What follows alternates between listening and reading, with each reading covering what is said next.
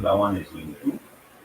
Welcome to our African Heritage Study Group. You see, African Heritage Study Group. Today is Wednesday, where we're going to be continuing with the reading of Crucian Dialogues, a book written by Mary C. Moorhead. And if you haven't gotten your book, Dialogues, it's available electronically, and also you could get a hard copy. So there's two different prices for the books that's available.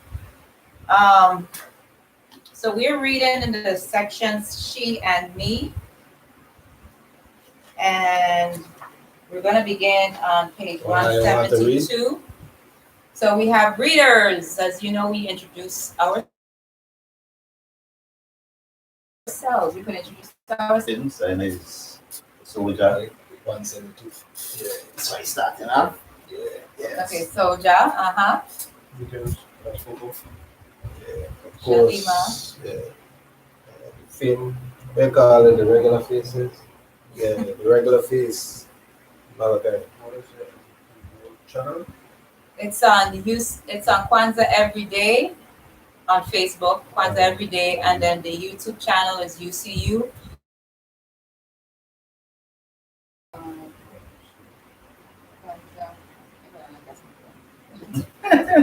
Check Kwanzaa. Yes, indeed. Did? Alrighty. So yeah, definitely share. Hey. You're not seeing your head in. Why not? Oh, it's your phone. You're taking it. Pardon the Being a little interrupt. childish.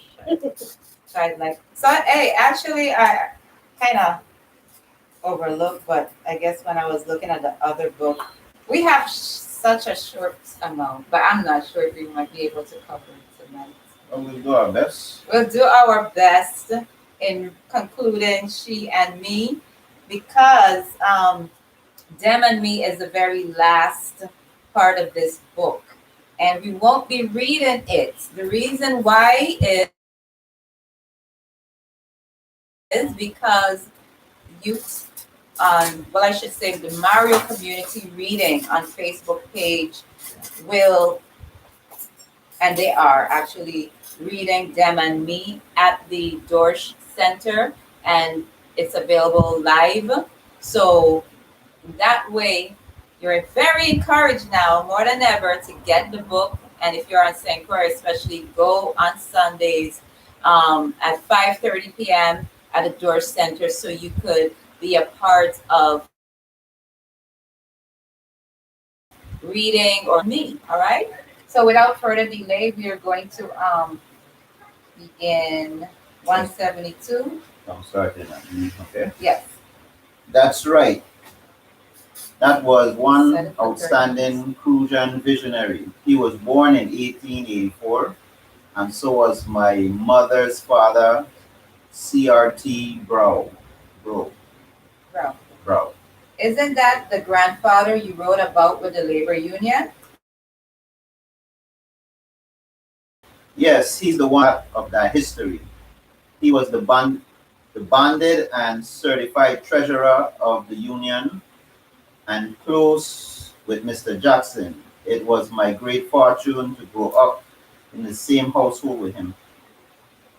You were really fortunate to get that kind of upbringing as a young Prussian. So if I was fortunate in your eyes, what of the generation growing up as the children of Crucian rebels? Realize of making me see the point. And obviously, this is your way of showing me what our ancestors did with the consciousness they inherited from the fire burn. Isn't that what you're doing? You are making me reflect on where this visionary generation's consciousness came from.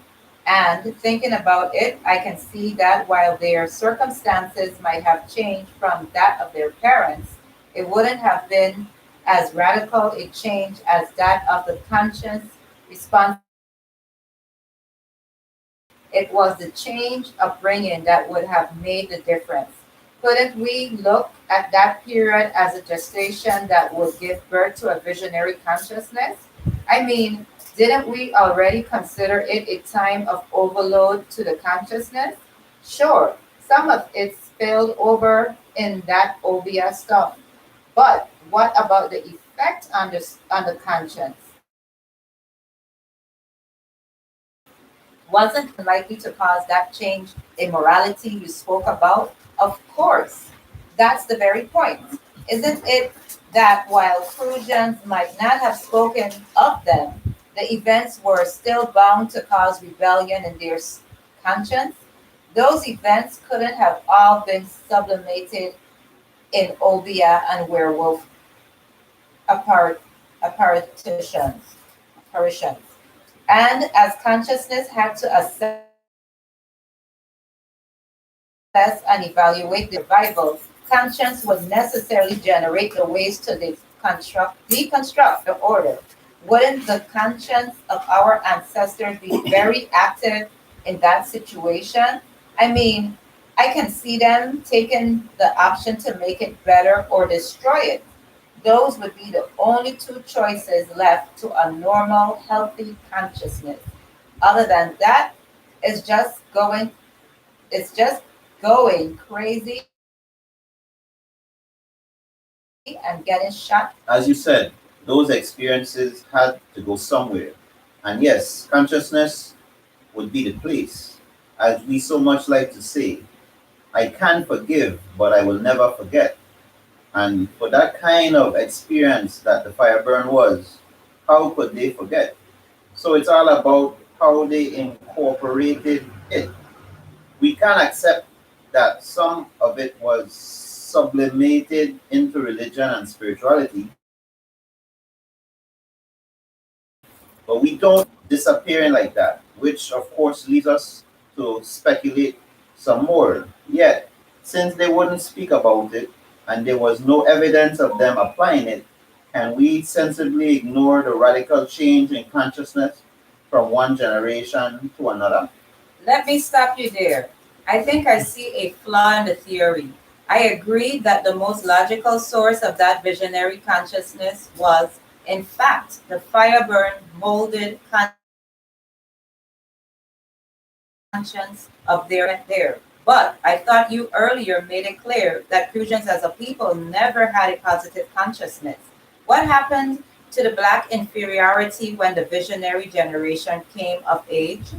That's an interesting observation, but I want you to rest assured that black inferiority has always been an integral part of the upbringing of Crucians. Profanities of the most race were the standard manner in which our ancestors were spoken to and of. White people never allowed our people to doubt who was superior or who was inferior. And it was most emphatic that we were inferior because we were black. That's the reality of how it was. And then came the American Marines wearing their racism like an pallet on their shoulders. Fortunately, I know of no circumstances or upbringing that could have been responsible for the young visionary generation, at least not until the black nationalist philosophy of Marcus Garvey reached these shores. For us, I guess I already knew how we were treated and spoken to. Maybe I didn't want to hear myself admit it. But that's the crux of the matter, isn't it? That's why you found it an interesting observation coming from me. Black inferiority this minute when I asked the question without realizing what I was asking. I hope you're not thinking I can give you some kind of explanation for your behavior. Well, let me just tell you that I don't have any money for that bus. It's been difficult enough trying to explain how our history produced our consciousness. I can't even pretend to know your motivation. What I know of you, I learned today. You're right. I wasn't even thinking. Sorry about that. But I do have the tendency to make these mental hops, skips, and jumps. No problem at all. As a matter of fact, it was good that you brought the issue front and center, being such a major component of our consciousness. It's most appropriate we reaffirm just how blatant and ever present it was in the history we're reviewing. Yes, we get to the Americans and Marcus Garvey. But before we move on to that, you said something to the effect of the fire burn having its greatest impact on consciousness and how it was the change in the Crucian consciousness that would have made the difference in our ancestors' outlook. You said a mouthful there. Let me tell you why. As we've discussed, Peter von Schouten children, and we try to show that they were more like what we know as Sunday schools than our primary or elementary schools. After emancipation, those so-called schools staggered to a slow death. They were unable to fulfill their mandate before emancipation. So the aftermath only made their uselessness and annoyance to all concerned. When Rear at Guard became 1871, the same day that moved the capital back to St. Thomas, he made an effort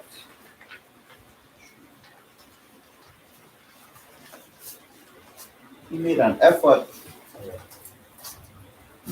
to establish a school system throughout the Danish West Indies. Of course, the fire burn would have closed that down too. But then the aftermath of the fire burn would finally see the real public school system till 4 in the afternoon. And it was compulsory for children ages 7 through 13. Parents were punished with fines if the children didn't attend. The school day was divided into two sessions of 3 hours each, 8 to 11 for the morning and 1 to 4 in the afternoon.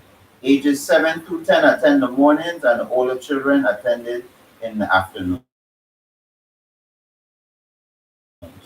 It's so much more significant than the earlier schools.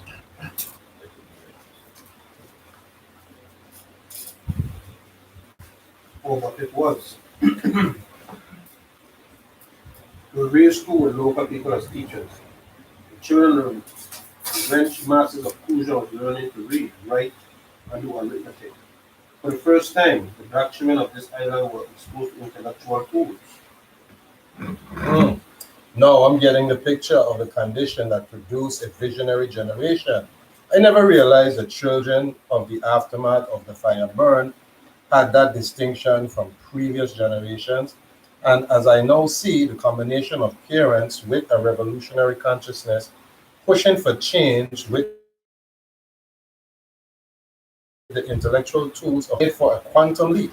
Your grandfather and David Hamilton Jackson, being born just 6 years after the uprising, placed them in a perfect position to reap those benefits as part of their upbringing. It makes me think of the tragic situation General Bordeaux must have found himself in. There he was, literate and mobile, able to comprehend what had to be done, yet painfully aware of the limitations of his people, possible situation for any human being. It makes me feel it was better to be an illiterate and ignorant slave, like the rest. I was aware of the more bearable the conditions might have been. But of course, I know that's just a delusionary escape from the frustrating discomfort I feel as I relive those times with the benefits of my twin born in the same year as your grandfather and David Hamilton Jackson. See how I torture myself? I guess I torture myself too. I considerate about things like that all the time. It must be past rules. Let me get on with efforts. Mr. Jackson was really the star pupil of the class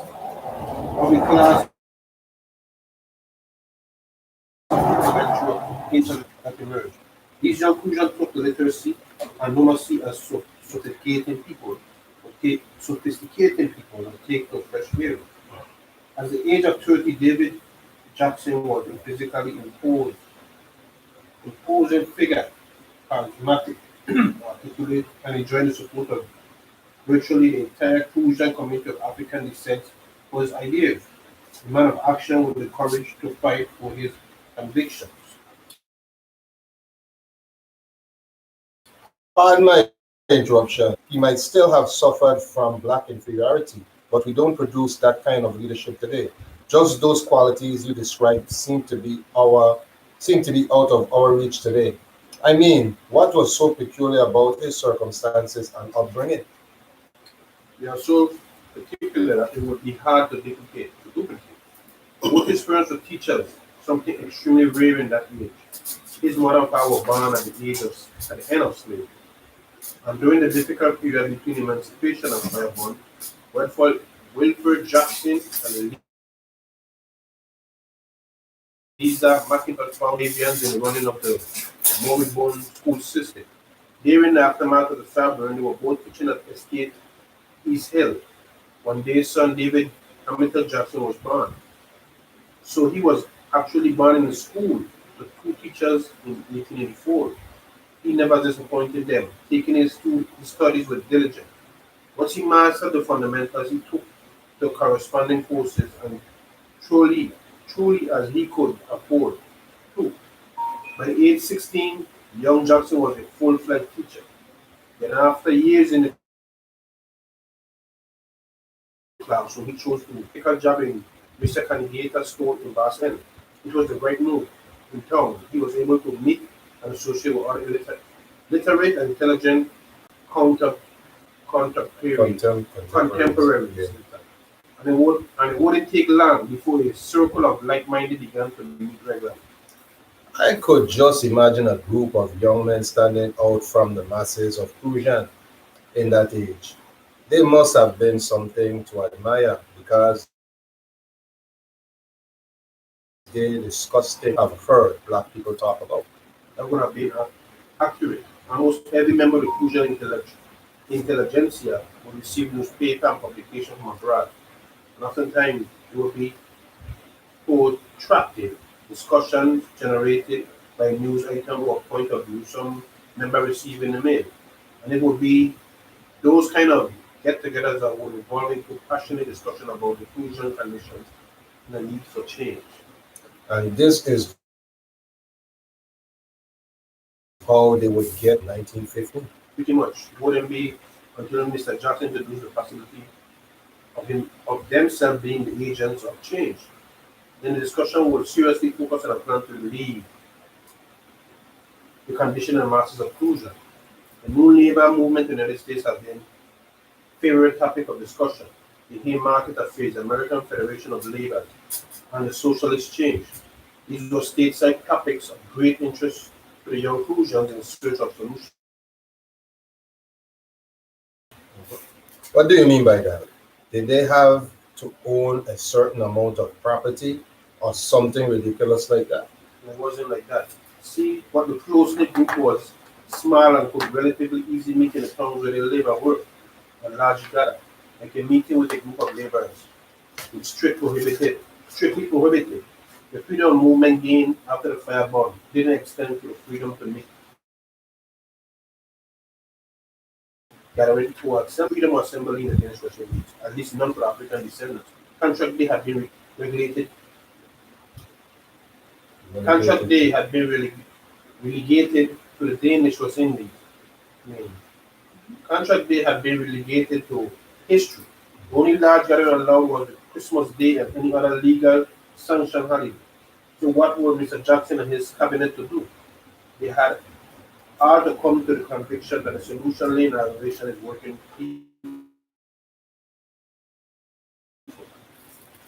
Talk about a rare and fortunate situations. Being raised in the same household as CRT, Brown, had to put you in a very exclusive class.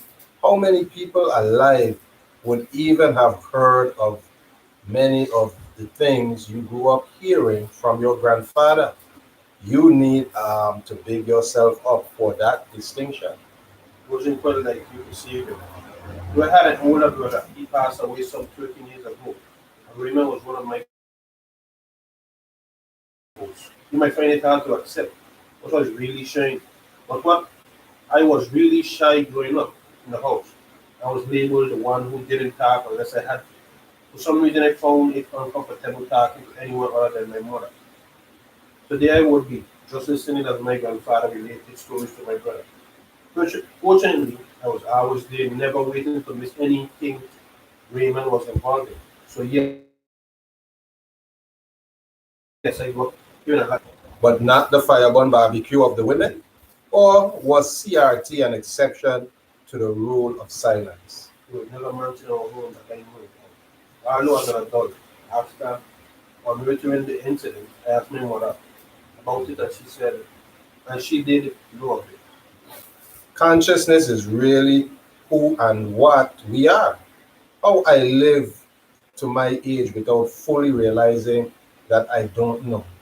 But black men in my life. But as you've learned, that's the story of my life. I could say similar things. You would never know how many times I have castigated myself if I'm not so shy that I pride myself for so much. See, I would come to realize that my brother didn't have my interest. He enjoyed the stories because of compiling ways story. I could never get enough of how people live. It fascinated me. At least I woke up out of my shy slumber because it was too late. Mm. What I'm really saying is that I deserve little credit when you consider how much more I could have learned. But you were probably too young and immature to really grasp and make sense of what you were hearing. Didn't you hear me tell you that David Jackson was teaching at the age of 16? To switch Denmark to allow the allegation about people, that he could convince the authorities they could increase productivity and therefore be in the interest of the Danish crown. Mm. I see what you mean. This was no ordinary man. He was indeed a visionary. My God, to even conceive of a black man approaching a colonial monarch was in itself what would be called Jones, just settling for being able to talk to his king. The man had already convinced his peers he could get the Danish government to change the laws. No, that's a leader. That he was. I wonder if he didn't have doubts in those early stages. I don't think it was a slam dunk. First, they had to obtain the various permission in those days.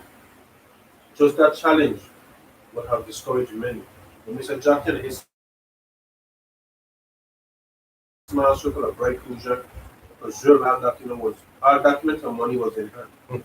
Just that would have been the equivalent of accomplishing mission impossible. Don't you agree? I mean, for a bunch of young black men at the turn of the century, that was really something. Think of the black men hanging from trees like strange fruit in America at the very same time. Even if they would have failed with Mr. Jackson's audience in Copenhagen, he brought home the bacon. Freedom of the press became a reality as a result. I beg you, please don't you do like the establishment. Don't hail freedom of the press and ignore freedom of assembly.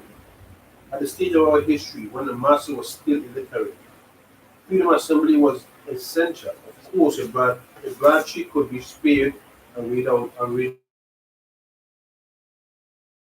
aloud. I think prove as effective as the mass meeting featured the orator of Boss Jackson, as the laborers affectionately referred to him.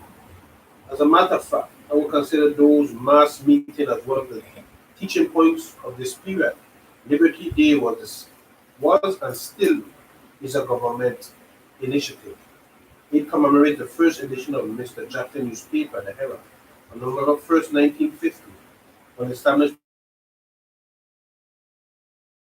as it unfolds. Whenever and wherever he was allowed to speak, he electrified his student audience like no one had before or since.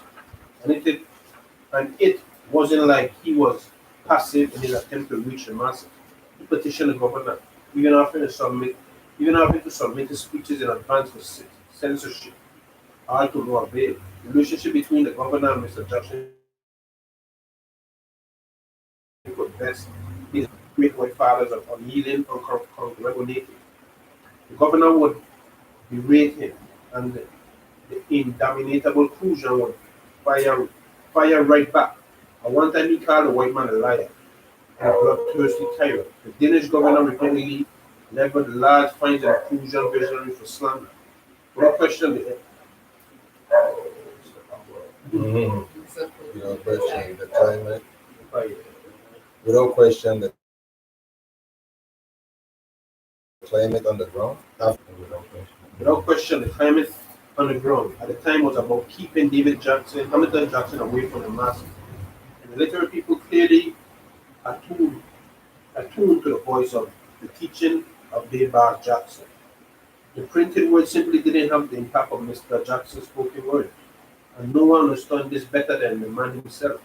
He knew he had to be able to communicate directly with his people, and with this motivation, our visionary returned from Denmark triumphantly in July of 1950. 4 months later, 6,000 Crucians would create the Sanctuary Labor Union. 4 months later, 600 Crucians working together signed on to create the Sanctuary Labor Union. It was the first time of its kind in the entire Caribbean, and I can assure you it wasn't the first edition of Newsletter that made the difference. Without a doubt, it was the tour of mass meetings Mr. Jackson embarked on, turning on, turning on state after state like a rock star. Every piece of evidence I've come across speaks to the population rising like a tide and urging not freedom of the press, opening the floodgates to organized labor. That's sure enough a teachable issue. Isn't that more of the effects caused by the information technicians from the Office of Perception Management? What else causes people to settle for and accept someone else's interpretation of their own experience?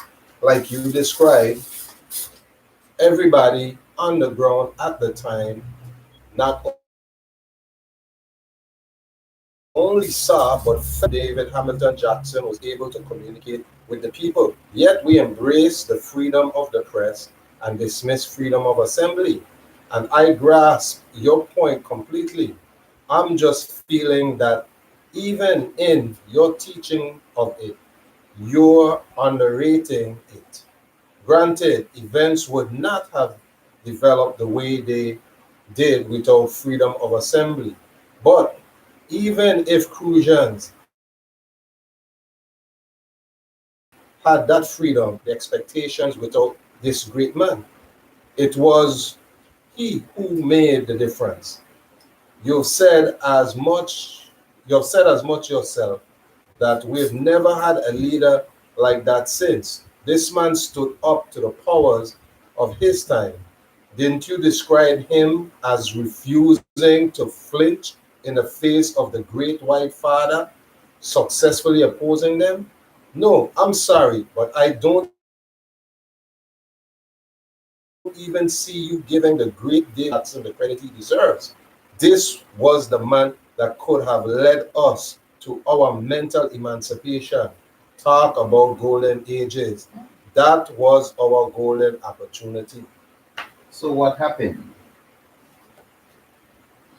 why are you looking at me like that? I don't think I understand your question.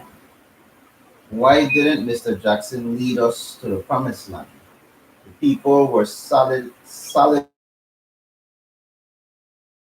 behind him. But didn't Crucians turn against him at some point? That's how I remember it. Something he did or said that people didn't like. And I suppose because of our undeveloped consciousness, we did our thing and turned against our own best interests. But that still doesn't negate my point that he was the one leader we should have supported to the fullest. Maybe so, but life is rarely, if ever, as clearly cut as hindsight. I know. The United States bought us and they sent in the Marines. To think that I had completely forgotten that they didn't exactly admire David Hamilton Jackson. So were the Americans the culprits? Hold up a minute. It really wasn't that cut and dry. I'm sure you're familiar with the name Caspar Holstein. Philanthropist who made a lot of money on Wall Street? He left the island at age 17 for New York. He worked on Wall Street, all right, but as a porter and bellhop. It said he learned much about money and numbers from his work environment, but I couldn't verify that. Yet, he was successful at creating a game of chance based on numbers that made him a wealthy man. He was very supportive of his brother in law and his ideas. Having been to the voyage to Denmark and the purchase of a printing press, Caspar Holstein acquired estates Hope and Blessings, estate Hope and Blessing, and allowed the Young Labor Union to control them. A dairy farm and union headquarters were quickly established at Estate Hope. But according to my grandfather, it was the strike that produced solidarity among the membership. Opportunity to put it into context. On January 23rd, 1916, Mr. Jackson addressed a crowd of thousands of cane field workers. He explained that despite rising sugar prices caused by the war in Europe, the planters refused to give in to the union's demand for better wages. He told them they were left with no choice but to stay home and refuse to work. And just Mr. Jackson Ward started the Great Strike of 1916. They say it was the last blow the Danes would take. They'd had enough, and so they sold us to America. Either which way, I don't think the Danes had much choice. The American government was concerned with German encroachment in the Caribbean. They weren't about to give Denmark any wiggle room. The Americans exclaimed, "Sell it or we take the Croy Labor Union." As expected, they reacted to the strike by ordering every African descendant off their estates. And I think this is what my grandfather was referring to. Expulsion of the laborers presented the young union with its first opportunity to demonstrate what it was capable of doing for its membership. The treasurer, CRT, Brow, the thousands of displaced Crucians spread out across the island. That's something else I never thought about. The white man still had a firm grip on the landless Crucians. We certainly weren't like those coolies in India who were conquered and colonized in their own land and then paid that penny a day. Our people depended on the system for food and shelter. That must have been a formidable challenge. But I can Was a challenge. And if handled correctly, it would have cemented the union. Perhaps it was the difficult task of feeding the people that provided the inspiration to develop a dairy farm on the newly purchased estates. The mere logistics of the task was daunting, but they organized those unable to find shelter among the public roads, sturdy, impromptu shanties, most of coconut branches, sprang up for miles alongside some roads. The few private yards available, churchyards, and the miles of shanties had to be provided for on a daily basis. And as Mr. Brown would tell his comrades, either we feed them or we lose them. The towns were particularly helpful with their contribution. African descendants from every trade of and walk of life with a religious fervor. The first few days, it was chaos. Everything had to be organized and quick. My grandfather's mission became one of logistics and coordination. He had to determine where to set up collection points and who to put in charge, how many different cooking locations would be needed, and where should they be set up. The successful performance of the union Group-Crucians, members and non-members alike. It was viewed as the capable new government of the people.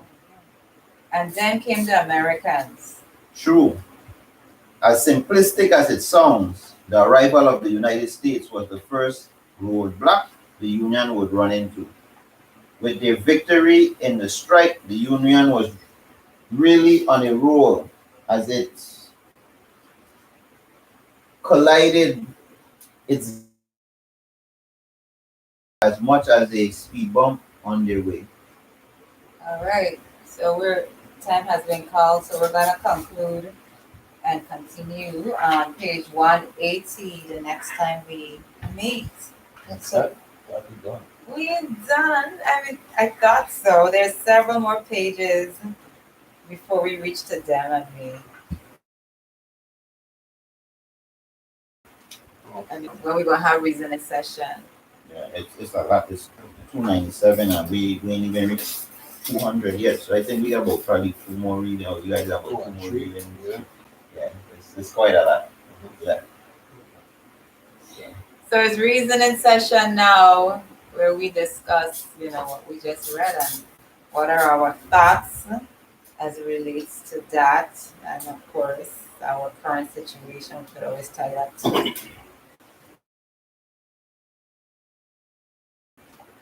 To dive in it. How do you say? Well, I would say give thanks for the gathering. You know what I'm saying? Give thanks for the writing. Mr. Mohet provide. Um, Going back to, I want to go back to where they were talking about how the youths them first started to get educated by Von Charlton in the schools. But those schools are still around. They're listed on the National Register of Historic Places, which I am aware of where many of them are located, right? But yeah, and it was like like he elaborated in the book. They started to train the slave children in terms of getting them to do some of the fundamental things or preparing them, because what I realize is that in that era, count and do some fundamental things if you was going to be used outside of labor. Right. And as a child, Right. that would be, as a child you can't do too much hard work, but Right. you could be trained to count Right. Right. and to right. take notes and to work for the corporation, which is what they were aiming at doing in terms of rearing the children to do that. And but he mentioned also in that era growing up, Yeah. It shaped the mind. you know, it definitely gonna scar you as a youth, especially if that's the first in your family to be educated and things of that sort. That if you're a young child and you go around white people and they teaching you, you're gonna start to have some kind of reverence for these people naturally, because it's like, well, my people them can't read, Right. Right. you know, and the kind of things and the effects of that in terms of how our people are today up to now. But it's effects of the entire history, as what was shared in this book about how the man slaughtered 14 men during the firebomb situation, how they burnt the queens and for years, no, and it kind of created that mindset, that we kind of have today, where as long as they pay me, you know what I mean? And so You could go back and you could see how certain things are related to how we are experiencing our life today. As a people living in this island, the mentality that exists. This is not something that we feel like, we just get there. Because I mean, if you really look at how we operate in this community, we operate right now. We have gotten to a place where we don't even care. We don't even care. The masses don't even care. They don't care about the community at large. The only thing they care about is the immediate self. And so you could see certain glimpses of that during that period, like for the little raise and what I mean, a little bit of freedom, being able to move around without no pass now. You know what I'm saying? Because at first they had to have a pass, but now it's like, oh well, nobody talk about, cause now we could I could come by you in the night now and we could hang out and we could drink, and you know what I mean? Mhm. And now the conditions ain't as bad. But a lot of people kind of put themselves in that mode to forget how that has perpetuated down to This today. time. Yeah, that same mindset. Even in the part in the book, catching attention, when they speak about the freedom of assembly, Mm-hmm. what we take for granted today. Mm-hmm. We're free to meet and do anything we want, but we don't take that as I don't know how we look at that. We take it for granted, basically. We talk about meeting and everything. People were just like a scam. Back in them days, they was glad they were able to assemble. Right. And even now, we have all the freedom to assemble and we refuse. Well, it's so funny because the irony of the situation is that they're taking that away right now in front It's of our repeating face. itself. Yeah, right in front of our face. They're telling you you can't have more than 50 people in a place now unless they're vaccinated.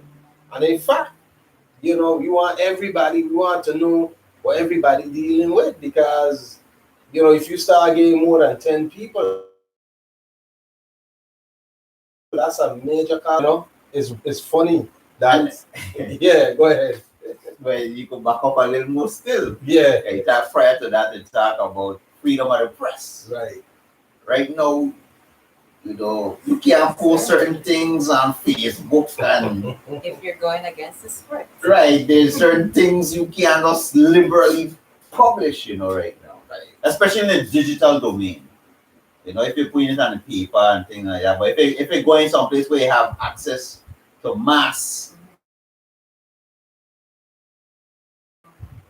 seen as problematic. So going back again in terms of the freedoms and liberties that we had, it seems like these things are being rolled back. And then you see what happened is that, and this is something that we always gotta realize, is that we never earned freedom. We never got freedom.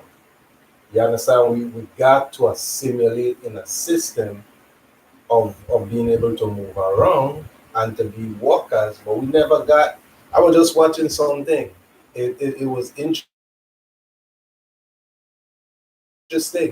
that when the 14th Amendment was created specifically to allow for, at the time, the enslaved Africans the right to become citizen and to have the same liberty as everybody else, because we're 14th Amendment citizen now. Almost everybody's 14th Amendment citizen, right? What was interesting was the fact that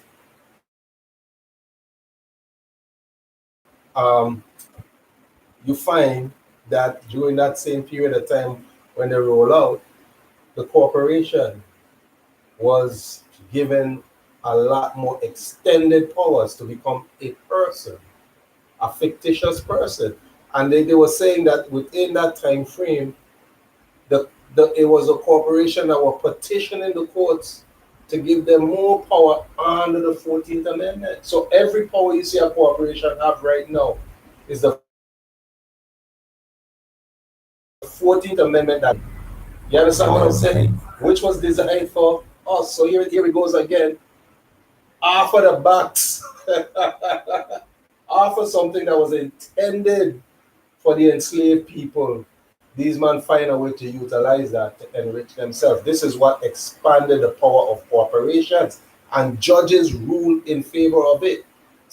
In the guys that say, well, if a nigger can have these rights, why a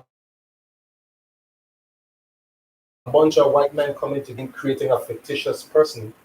This fictitious person can have that right as much as this. You understand what I say? That was the mindset of the judges. And that's what extended the power of the corporation that we know it today. But that ain't changed up till now. It's just the system finding ways to continuously like preempt. Right. When we reach some place where like they see that we may have the potential to like expand exponentially, like grow rapidly. Like, yo, the man preempt. Right. Like, we need to put something there. Right. Right. Put some kind of check in front of there, some kind of Right. So that's what I recognize when I study the history of us as a people in this western part of Right. the planet, you know. Right. I want to point something in the reading because to me it is relevant, as was mentioned about what happened in the past, like it happened in this time. So I'm gonna read it again. So it said, she was saying, and as I now see the combination of parents with a revolutionary consciousness pushing for change of real schools, it made for a quantum leap. Your grandfather and David Hamilton Jackson, being born just 6 years ago after the uprising, placed them in a perfect position to reap those benefits as part of their upbringing. So now, I always like to reflect of the past, their situation, and our current situation. Where are our minds, either as parents or as schools? Are we serious and determined to stand up for our rights? We don't have to answer it right now, but it's just something I feel we really need to start thinking about. Let us sink in some. Because if we choose to ignore, what's happening, if we don't make the move to make things better, then we would be like those of the ancestors who just lick your child and mind your business, and their mindset was just okay, let's follow the system, and there would not be such of a person as a David Hamilton Jackson who rose up against those challenges, So we today, I always like to so what we doing today, for today's situation? Just to think about that's an interesting thing. Right. Today, interestingly enough, right, I happened to catch a little bit of Mario's governor. I don't know if you guys know. Mario and the governor was on the radio today. Wow. Yeah. that's a rare anomaly. Yeah, I randomly caught that. And it's a good thing it's on live. I mean, on Facebook, so we could always go back and check it out. The spirit wanted me to catch that because I didn't even know it was going on. But I happened to catch, where Mario was telling me about, how the schools are not being taught. I had an interesting perspective, you talk about being in a position where, and he was frank, and I could say I appreciate him being frank like that because he was saying we, being a U.S. territory, we get monies to run our schools from the federal government. Right. And the government gave them the curriculum in terms of that they follow the Department of Education, implement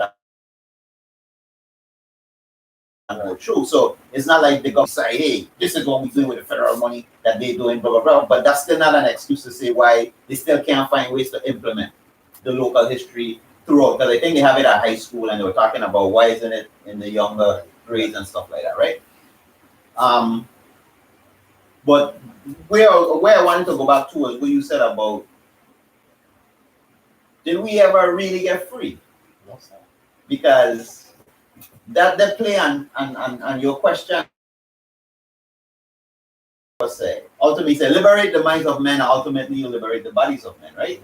And there's people that are watching the type of information that we are uncovering and exposing to the community on certain levels, because they know how that can be transformative in terms of the generations to come. Right. You know, and we learning about our history is a very important part of learning. Knowing us is a critical part of knowing who you are, Right. where you coming from, which way you going. You know, that is a serious part. So to go back to your question, how serious are we, is going back to, do we have the resources and the liberty to implement a program that is not, what's the word I would look for, politically correct? Right. You know, in So- terms of enlightening the generations that are around here. So let's I don't think it's a lack of any type of resources. I think as if you really take a look at how we operate around resources, right? What it is ignorance. Ignorance, illiteracy. Now, you have a vast majority of the Virgin Islands population right now that can read, right? They can read. But illiteracy extends beyond being able to just pronounce words. Right, It's really comprehension. Yeah. Now, some people may say, I could comprehend, I could tell you exactly why I read, but comprehend on what level? You over, because that's a major thing. We still have a very illiterate population because they don't look into things beyond face value. You check? We're still caught up in that mind state of, I would say, like this fictitious dream of, yeah man, if I just work hard enough, I push my coins away, I could buy a house. I ain't gotta worry about you, and if I just make enough money, I could send my That goes back to education, you know, brother. Yeah. Okay, Yeah. so I don't know who I was having this conversation with recently, but I'm having this conversation with somebody recently, okay, the reason a lot. And when I study my transit through the public school system, right? I was not, while I was taught comprehension, Right. what I really looking back in hindsight, what the brother said, no, hindsight to be so clear, you could see. Right.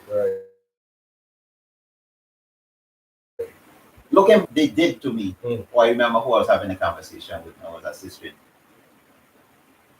I was just trained to retain information And regurgitate. and regurgitate. Give thanks. Yes. That's all. Yeah. I wasn't really taught to immerse myself and understand what's going on. And because it was from the perspective that I was being taught from, why I couldn't even do that too. Right. Like, this shit don't apply to me. Right. I just As a need to test. like, okay, what chapter you said? Teach, okay. Yeah. And this, okay, let me highlight. Go cram it mentally. Points, right? Yeah, and come back on the test and regurgitate. Or even work with my cheat sheet. And you know what I'm saying? Yeah. That was what education was for I and I, to just keep it real. Yes, I know. And for most And 90% of what I taught, I was exposed to retain and regurgitate. Empower me when I come out of school, I could have go start and work for myself. Or I came out of school and that's what happened into the become youth a them slave. today, right? To immerse, to further put yourself in that system. Well, it's programmed. So let me, looking back in hindsight again, let me tell you, because I studied well. I still learning it, right? From kindergarten to 12th grade, that's 13 years of school, right? Right. And for 13 years at this. Yeah. So when I come out of school, I supposed to go and sit down behind a desk. Yeah. That conditioning is a serious conditioning, brother. Yeah. So when you look into the education system and how it's conditioning us as a people. And going back to what you said, my sister, in terms of like, are we ready and serious to really overhaul this? Because we cannot go back and implement traditional systems of educating. We have to go up. It's like we have to reinvent the wheel to some extent. Well, I don't think education begins and ends. We as parents and as individuals has to keep learning every day and apply what we learn for the betterment of ourselves and our society. So to say we're gonna limit ourselves to just a school system, that's I think that's flawed. We have to especially we have an African mindset. We have to apply our past experiences and our ancestors and put it forward in the future to better we as a people. Some are we in go, some are we in most of the people that just follow back and he don't see what he learned. He have to apply it to empower his people. Most of what we learn is to keep our people in a state of servitude. And we know more than he, so we're gonna use he or she to get our personal gains. But that's why organizing is so important and organizing with a purpose too. We got to know why we're meeting and why we could read the books and digest and go through. But at the end of the day, what we really plan to do moving forward, I think these things and what we plan to do after that. What's going to be the evidence? What's the next move after we know how what Mario right and all the issue that was stolen? What we planning to do in our society, in our community. That's what will empower we for tomorrow. Right. And it should always be about tomorrow. Because we standing here today. You know what I'm saying? And thinking about down the road. And even everything that's happening today was talk about it's happening just by accident. Everything and you can't change that. You can't change that. Yeah, you can't change that. But you could change the potentiality of something similar happening in the future. Give thanks, Popo, for the word song. The man absolutely right thing in terms of education at home. But I mean, we gonna be realistic. Most parents working and the children. Some of them are not even at that level to say that they want. Or even when the child reaches a certain age, maybe they may be able to do it in the early stages of the child, but as the child get older into intermediate levels and so that child require a higher level of intellect and understanding in terms of how to interact with them. Even to mention for your personal business out there, but your mother is example traditional education, but she was able to own up her home, send it to a higher education and be sustainable, and she don't know most of what we know. You know what I mean? But she had the determination, the self-determination to know I want better than I had my parents. So determination plays a big role in we as a people and as individuals too. If we determine to have all the book knowledge and all the money, and it's still useless. So the question I need to ask, what triggers? That's what we gotta look at. Things, what you hold, what you aspire, you know what I mean? To make you determine, you know what I mean? But overall, it's your personal physical conditioning. You understand? So let's just look at it, right? The average Crucian right now, they're driving a big car. You understand? They live in a pretty comfortable housing situation, whether you're working or you're not working. You got food stamp that you could eat. You're living like you rich in a sense, right? That's not the kind of condition that will push self-determination. You see what I'm saying? Self-determination is something when you're experiencing some kind of harsh, brutal external force pushing against you. Or you have to somehow within you come to a place spiritually in your mind to recognize your condition from within you, right? But the average man and woman out here, they're comfortable. So there's no need to become determined for nothing other than maybe I need to make some more money. Let me figure out how I first. Well, you know, you're absolutely right, Benjamin. The man absolutely right with what you just said. But that comfort level is changing rapidly right now. Right. Things changing. Yeah, we know that. Things changing, you know what I'm saying? Yeah. So, but the other thing I would go back to, and back then, looking at Mr. Jackson, and Haile Selassie says so to him. His Majesty says those that are afforded the advanced education is who have to lead. Right. You know, and education is not limited to a university, Right. So it's just those with the knowledge that can find themselves as natural leaders. Right. Understand? Whether or not Hamilton Jackson realized his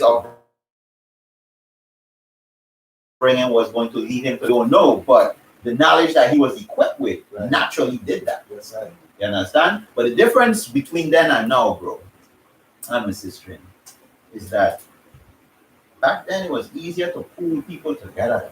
Of course. And it goes back to what you just said about the comfort. Everybody was at a similar place. We got TV now. Right. That's a comfort. Right. You You know? got food stuff? Yeah. You can go and pig out and fast food. You got McDonald's. But you go back to what I say, you're free or you're dumb. You know, DUMB, FREEDUMB. Yeah. It's a free dumb because Not a free dome. right, not a free dome, it's a free dumb. Dumb. You check? Yeah, man, it's serious. And so the people free, Right. but they don't know what they're supposed to be doing with that freedom. Right. You check? But they're not free. They're physically running around, Give 10 seconds. feeling like they are, but that's the illusion that they Okay. trap in. I Freedom is basically, right, you as a person operating within your own full of card, right? Freedom is recognizing that you have rights, that everybody else have rights, God-given rights, and that you work in accordance with those rights, like you don't violate those rights. That's the basic underlying of freedom. It is really about you directing the course of your life, right? How you want to live it. It as long as it don't infringe upon somebody else, right? That's freedom. Now, does freedom cost? Yes, it costs in the sense that you have to be willing to consistently be in a place to guard against someone trying to take your freedom. That's freedom. You understand what I'm saying? However you want to live in your house is your right, as long as you don't hurt nobody. You check what I'm saying? That's freedom. You don't have a right to kill, coerce, or anything like that. Freedom is really about, my brother, it's about you, exactly that word, living in self-determination. we live in a system that don't afford us that liberty all the time. It's like a partial kind of thing. Like I heard is what her name Asada Shakur. Asata, Right, Shakur. She said, I know a lot more of what freedom isn't right. than what it It is. is right. You check? I know more of what it isn't than what it is. You know, and that play with my mind. I heard that so many. I don't even remember when I heard it first heard she say, right? Right. But if we really never experience it, how do we really know what it is? Right. And that's hence kind of my question today in terms of like how you define that, because inside of the system that we live in, You cannot find freedom inside of the system. okay, That's impossible, because what government mean? What mean governing your mental?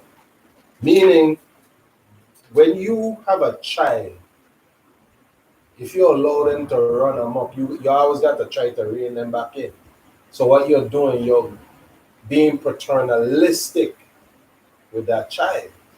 That is the same thing government is doing, because the government, just like you thinking the child is not mature enough to discern for itself, right? What it should or should not do, what not right, right? You now have to govern that child's mental. You check what I say? So it's a paternalistic thing. So basically, anytime you have governments that you elect that are creating laws, which are all the laws are artificial laws. You check what I'm saying? Them laws, most of these laws don't stand on no natural law. No, most of these laws don't stand on God's law. If you really check, woman can marry. That's not natural law. You understand what I'm saying? But people would argue that's freedom. That is, listen, it is freedom if the two parties involved, right? Despite whatever happened, you know what I mean, consent. That's on them. But whether or not you look at that in a greater scheme of things, that's on them. As long as they, both of them, and it's non-coerced, that's down the road. Let me ask you give you another example. A neighbor with two people. Well, it's a residential community, a housing community, neighborhood. One neighbor, family lives there, right? A man, his wife, and I think they have 2 children. Right. And then their neighbor beside them, he's a bachelor that lives alone. Right. Right? I think he might be retired. But this bachelor, he's so free, he don't like want to come outside naked. Like he feel like he there in his yard and he should just be able to just walk around the yard, buck naked. He ain't minding nobody business and nobody should be minding his. Now, by him doing that, obviously he's affecting his neighbors. Like he, in his mind, believes that he have the right to do that. Right. Because he's a free man and nobody can tell you what to do inside. Just like how you explained it earlier, inside. Yeah, that's calm. Because if it's not agreed upon by the neighbor, and it's becoming an issue with that neighbor, they have to come to a point of settlement, because there is somebody within that thing. And this is why freedom is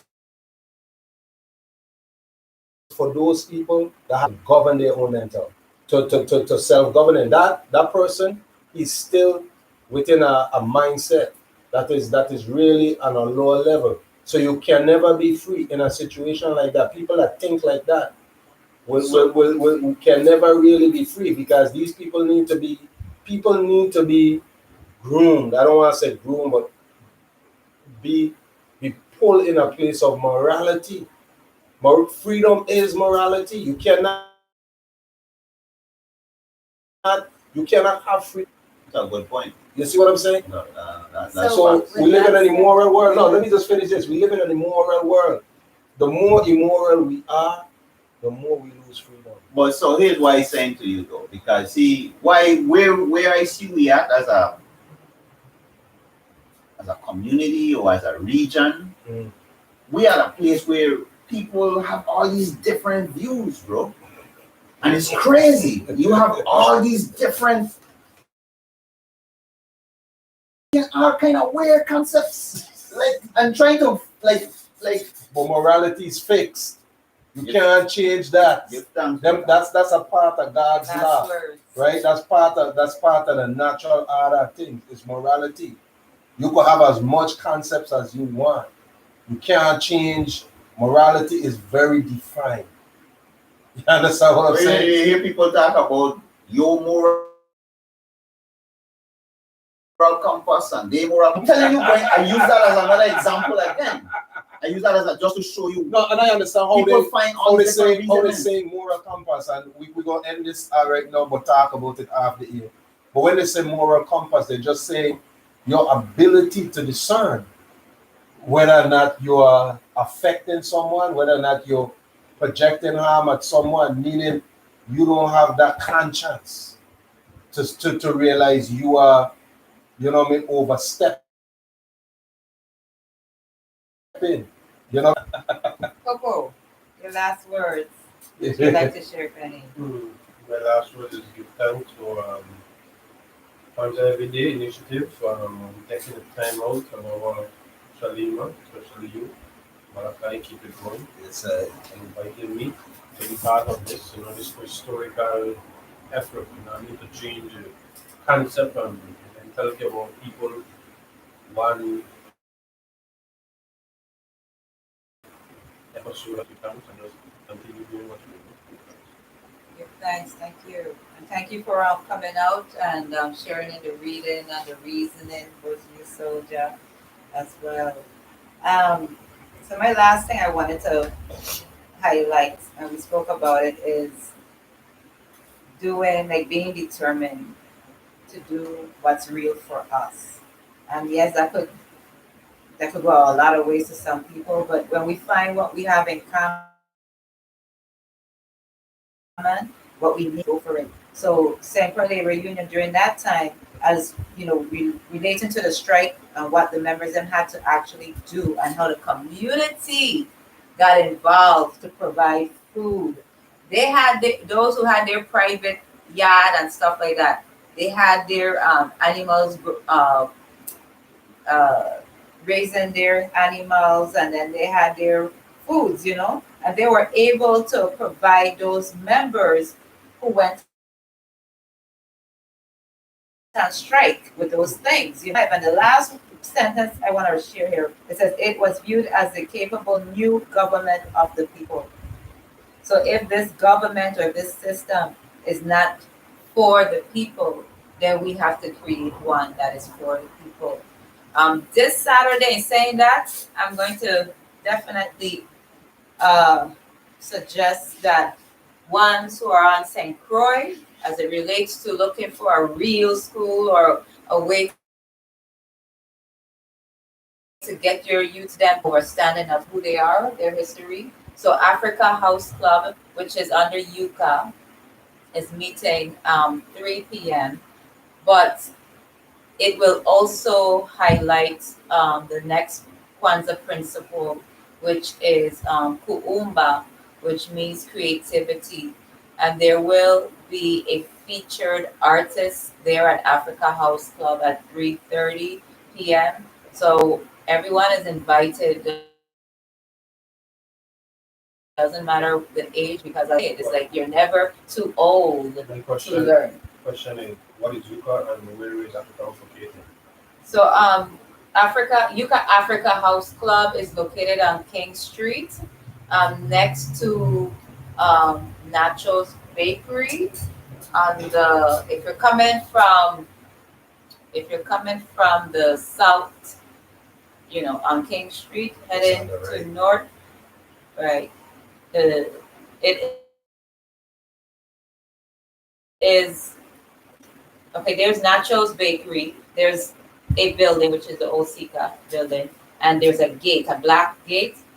Inside there is Africa. You could pass the newspaper there for me, please, and I'll provide you with the phone number. So once who may have questions as to the directions can further get that clarified.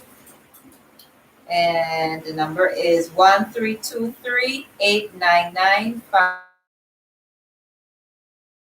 899-5460. It's an opportunity again to know about Africa House Club and what's being offered for us in our community, and also, of course, to learn from this featured artist. He's Nia Heni La. He's going to kick off Kuumba, which is for 52 days. So all artisans out there, if you want to share your work, your workshops, when we are on. All right. So thank you again. We will continue next Wednesday. And Sunday, again, if you have the book feel free to go to Dorch Center, located in Frederickstead. That's next to the Florence Library. Is it Florence, right? Florence Library. Well, it's Peterson. Florence C. Peterson Library. Yeah, that's the title.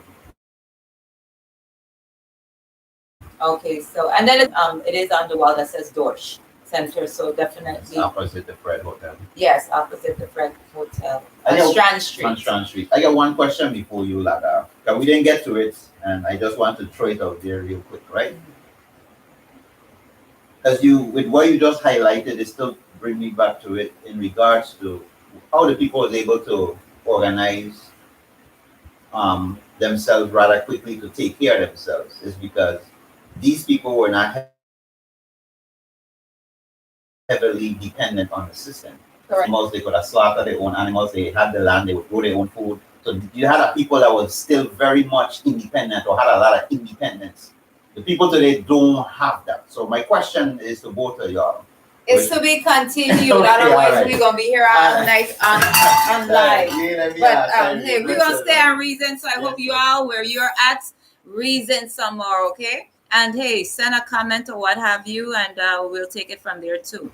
All right, whatever you do, remember, be the best version. Okay, peace out. You got any views? Any viewers? I gonna check. So the question was, do you believe we're